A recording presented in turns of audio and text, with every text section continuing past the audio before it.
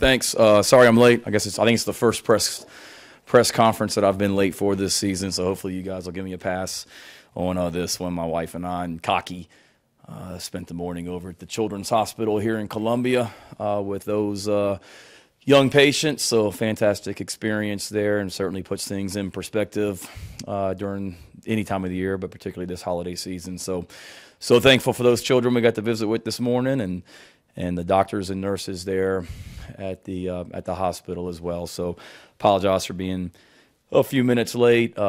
Busy week in between recruiting trips. After I talked to the local media here on Sunday, I've been out recruiting like the rest of the college football coaches have this week, and been in 1, 2, 3, 4, 5, I guess 7 different states still since Sunday. And as soon as I finish this, I'll be getting on a plane and going to my 8th state since Sunday as well. So busy time. Recruiting's going fantastic. Players are in exams this week as well. We'll get off the road here this week and host a couple young men and their families on official visits this weekend. I believe graduation here is on Monday, I believe. And we've got some December graduates that we're very proud of and want to congratulate them. And then we'll crank up with practice next week and plan to get 9 practices in here in Columbia before we break on the 22nd for Christmas. We'll practice that morning and give our guys a few days off to get home and be with their families during this holiday season, and then we'll reconvene in Charlotte on Christmas night and get to work. And so thankful for the opportunity to be a part of the Duke's Mayo Bowl, and what a fantastic opportunity for our fans as well, and players. I know there's a lot of excitement about this game. I was in Charlotte Friday night for an ACC event with my dad. I was in Charlotte Monday night for the Nagurski Award presentation, and there's so many Gamecocks that I talked to that are excited about this, so many Tar Heels that I talked to that are excited about this matchup, and I know there's some great energy in Charlotte right now, and as there should be, and we're very thankful to be a part of this bowl game. So thankful for our players, or so excited for our players to be going back to a bowl game for the first time since 2018. Excited for them. It's a great reward for them. We've got a big challenge ahead of ourselves with North Carolina, and Coach Brown. Ton of respect for their program and the way they do things. Ton of respect for Coach Brown.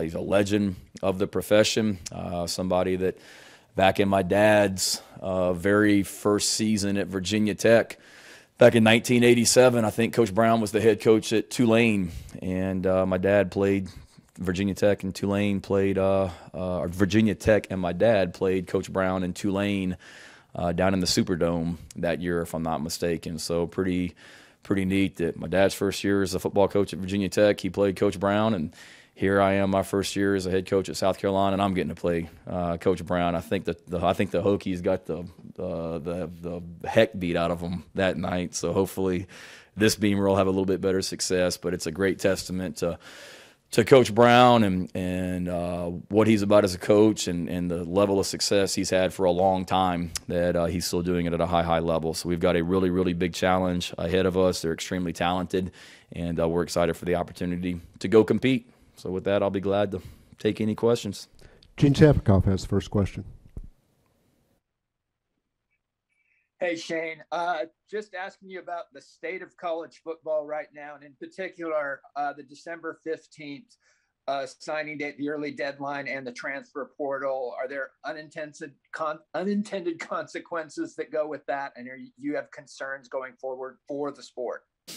In regards to the sport, I mean, I certainly think there's, things that can always be better, and trust the decision makers that make those decisions to continue to make this sport even greater, than what it already is. And in regards to the December signing period, I'm a fan of it, Gene. From a personal standpoint, it's a grind. Obviously, as coaches, particularly ones that play in championship games last weekend, because there's a lot of young men that you're trying to get out and see in a short time period in December before signing day. But I'm a fan of it. It is tough on young men that we're all set to sign with a school next week, that their coach has either gotten fired or left for another job, here in the last, week, 2 weeks, 3 weeks, and that certainly can put a kink in some plans as well. But thankfully, there's the February signing period where young men, if they're not ready to sign next week, they can wait. So, like anything, Gene, there's positives and negatives about it. I'm a fan of the December signing period, and I think most of the prospects that I talk to are as well. Ben Portnoy. Shane, Mack was talking about how fun it is for him that he gets to coach against you, having known you as long as he has, and your dad as well. Just, as far as older coaches and kind of your experience with it, just what's that been like to have, I guess, coaches like Mac, like your dad, like some of the guys that you've worked with as resources for you? And I guess how much does that impact you as a young coach? And what's kind of your relationship been with Mac through the years as well? No, it's huge. I mean, Coach Brown and his wife Sally are two of my dad's I think probably closest friends in the profession. And I can remember when I was at Virginia Tech in college, and Coach Brown was the head coach at North Carolina. My mom, not to bore you with details, but my mom, she spent some time in college at UNC Greensboro, and then she ended up, also going to Averett. But being in Greensboro, she kind of became a secret Tar Heel basketball fan. So even when I was in college, when I was in college, Coach Brown was kind enough to give my mom and I tickets to go to Chapel Hill and go to the Smith Center and go to some basketball games as well. So her and I getting to go to a UNC Duke game was a thrill for her. So it goes back to that with Coach Brown and being good to me and my family. I remember when I got the job last year, one of the first people that called my parents was Coach Brown to congratulate my dad on me being named the head coach at South Carolina. When I was at Virginia Tech, my dad sent myself and a couple of our coaches at Virginia Tech out to Austin to just spend a couple days with Coach Brown and his coaching staff. I think Brian Harsin was the offensive coordinator, if I'm not mistaken, and then Stacy Searles, who's the North Carolina offensive line coach now, and is one of my best friends in the profession. Stacy was the offensive line coach, and then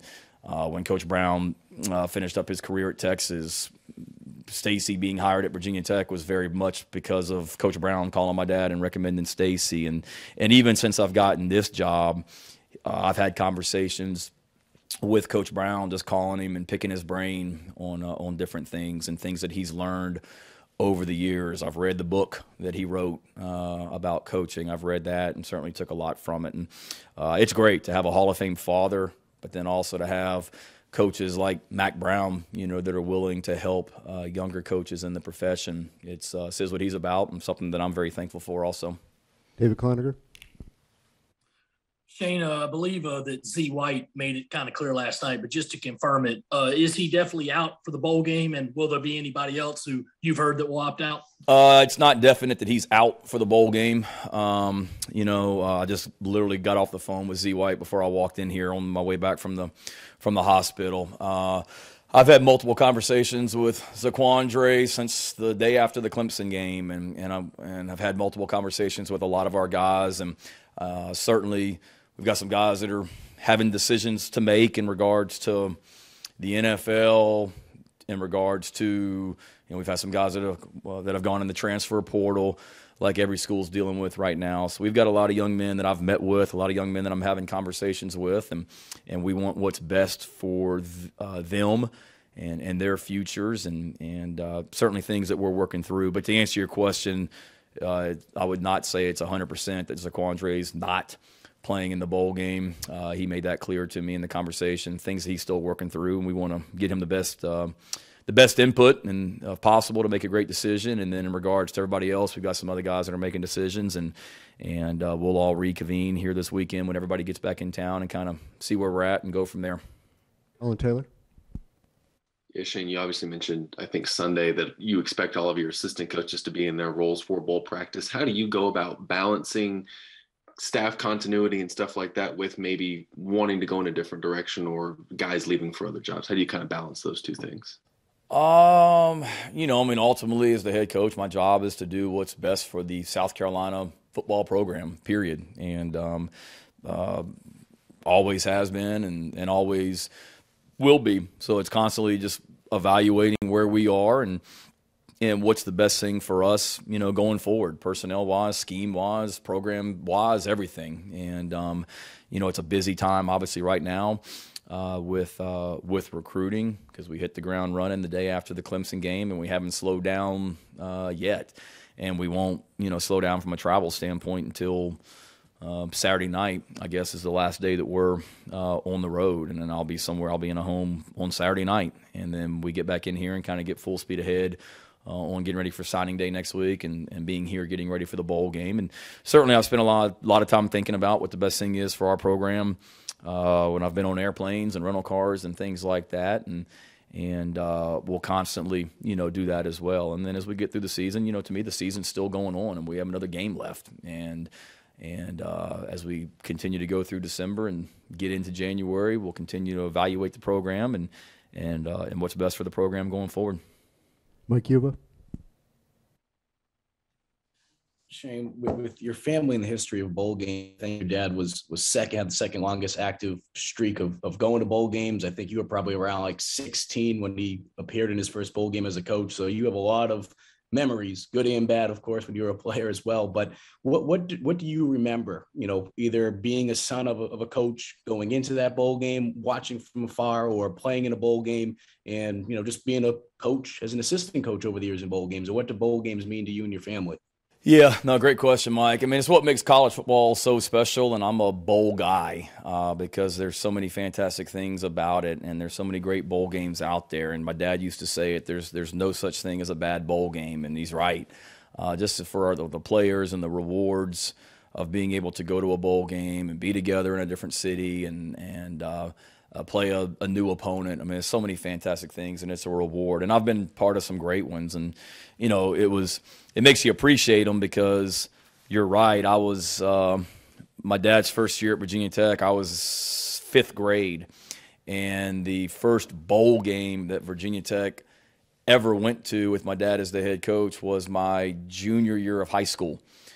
So from fifth grade to my junior year of high school, he was trying to get the program going and never went to a bowl game. So in 1993, when Virginia Tech got selected to go to the Independence Bowl and play Indiana, man, you would have thought it was the Rose Bowl, the Super Bowl, whatever for everybody at Virginia Tech. And then even my dad to this day will tell you we beat Indiana that day. Torian Gray played in the game, and it was a fantastic win. And that one will always be special because it was the first one. And then so many great bowl games along the way at Virginia Tech, and then when I was a player there, and then my first year at Carolina was 2007, and we didn't go to a bowl game that year, and it makes you appreciate going to them for sure. And then had a fantastic run of bowl games with Coach Spurrier, and my dad's last game as a college football coach was back in the Independence Bowl.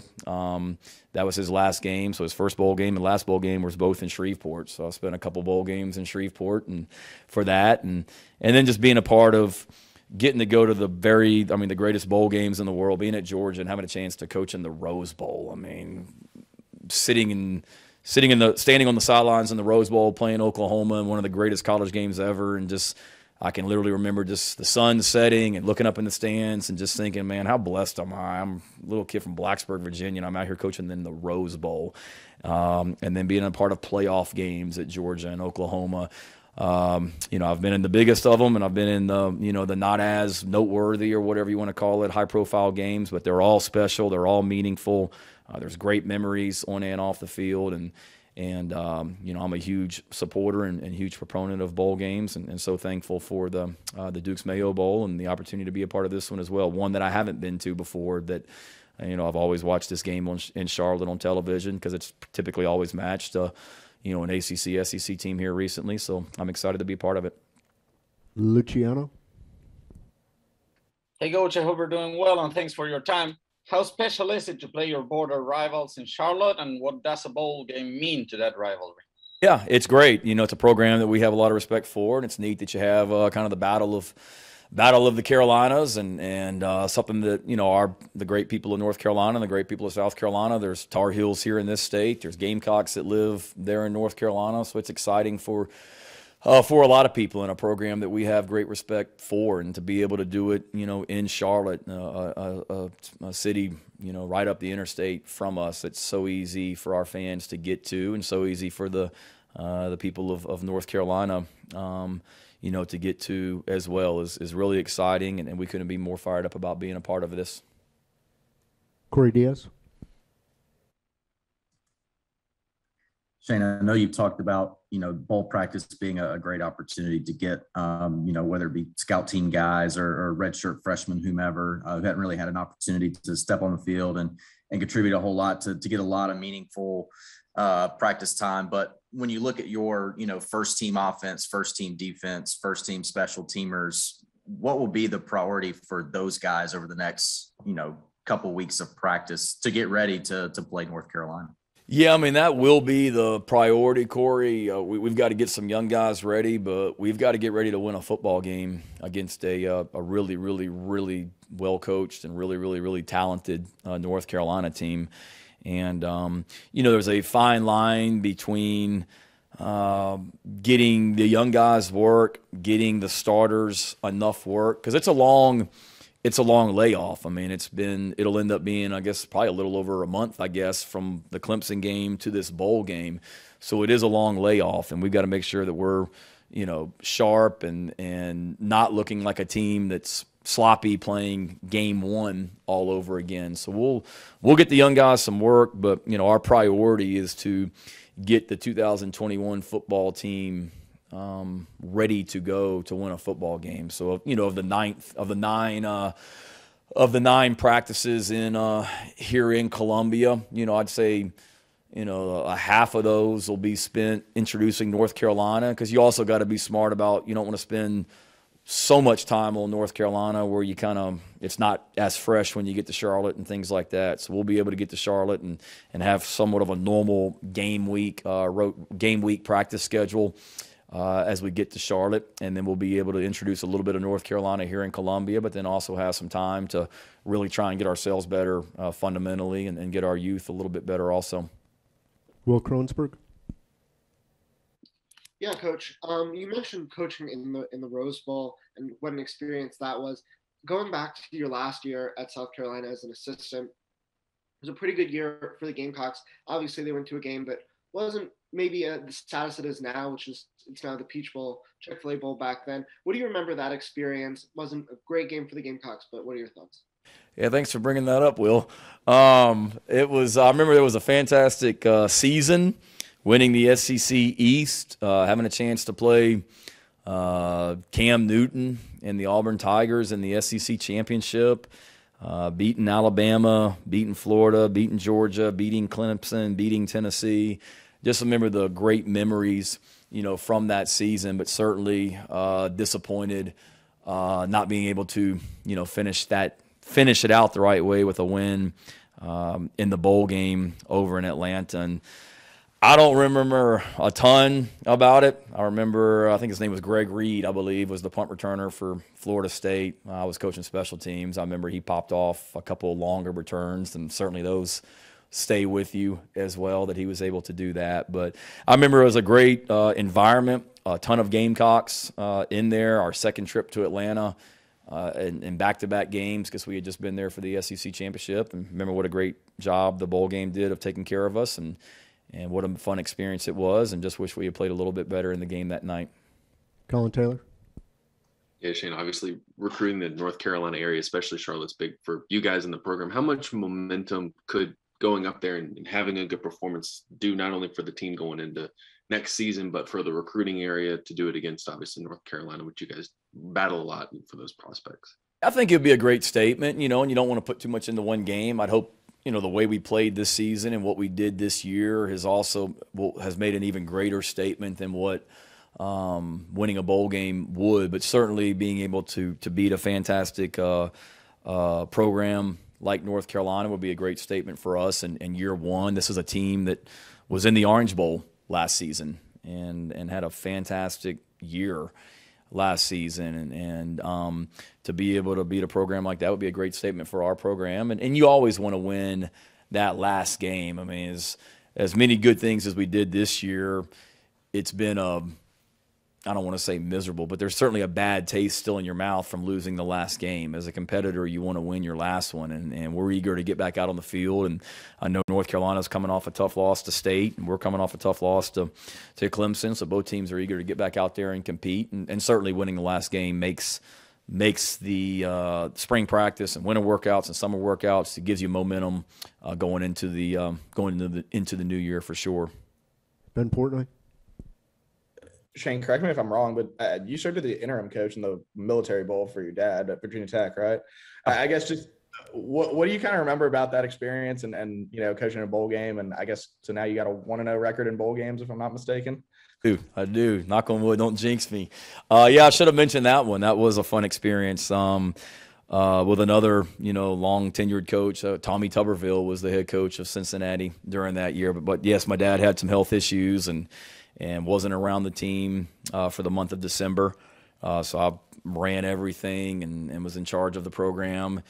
He was there that day, but he had surgery on his throat and was battling some cancer, and he wasn't really able to talk. So he was at the game and in the press box, but really couldn't communicate. He was there, so I made the decisions during the game, and our guys played really, really well that day against Cincinnati. We scored on defense. Virginia Tech did, so that was fun, kind of the way we did things. So hopefully we've scored a lot on defense here this year at Carolina, so hopefully we can do that again in that bowl game. But that was a fun day. Great atmosphere, great bowl game. Neat staying in Washington, D.C. and playing in Annapolis. And I am 1-0, so hopefully we can stay undefeated here in a few weeks. Kendall Smith. Hey, Coach. For those fans who might be on the fence about coming to the Duke's Mayo Bowl, especially after South Carolina's last couple appearances at Bank of America Stadium in Charlotte, what's kind of your message to them about, hey, there might have been some bad times at Bank of America in the past, but this is a new era, this is a new time, this is why you should come? I would say that whatever has happened at Bank of America Stadium in the past has zero to do with the 2021 Carolina football team. And I'm sure that not every experience in Clemson, South Carolina has been enjoyable, or Gainesville, Florida, or Knoxville, Tennessee, or Athens, Georgia, and our fans travel in droves to those places. So I don't know why it would be any different in Charlotte, particularly with the opportunity to go to such a fantastic city after Christmas, afternoon game, going to be an amazing environment. I know I saw you in Charlotte the other night, and I can't tell you how many people came up to me at that event that had bought their tickets and they're coming, and a family that came up to me that the daughter goes to school here at Carolina and called the mom and said, hey, how many people can we fit in our house? Because she was trying to bring her entire sorority to Charlotte to go to the game and stay with her family, So just hearing so many stories like that, I would say that they need to be there to support this football team, because these young men have played their butts off all season and have earned this opportunity. And we're going to need a great environment out there in Charlotte that day. And I would say if they chose not to come, they're going to miss a heck of a game and a heck of an atmosphere and a heck of a bowl game. Last question goes to Mike Yuba.